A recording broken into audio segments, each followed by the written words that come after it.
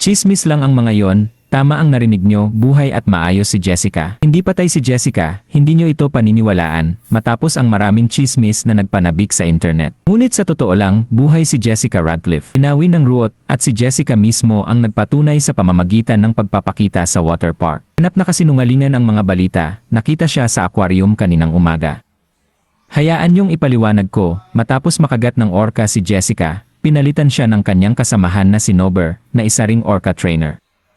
Dumating siya kaninang umaga para magpaalam sa kanyang mga hayop, ngunit ayaw ng mga bisita ng park na umalis siya. Maging ang mga orca ay nagpakita ng galit, marahas na pinalakol ang tubig.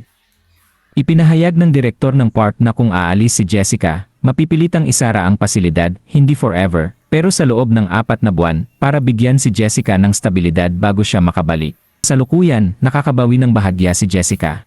Kabila nito, inalok siya ng direktor ng aquarium sa isang interview na magbibigay ng 3 milyong euro kung desisyonan niyang bumalik kaagad. Ayon sa ina ni Jessica, kailangan ng pahinga ng kanyang anak, malalim ang mga sugat mula sa kagat ng orca. Ngunit si Jessica, sa kanyang panig, ay nag-aalala sa mental health ng kanyang mga orca na maaaring magdalamhati. Ayon sa payo ng doktor, kailangan ng hindi bababa sa 4 na buwang leave. Babalik ka ba kung ikaw si Jessica? Ipaalam niyo sa akin sa mga komento. Kasabay nito, isang mabilisang paggaling kay Jessica.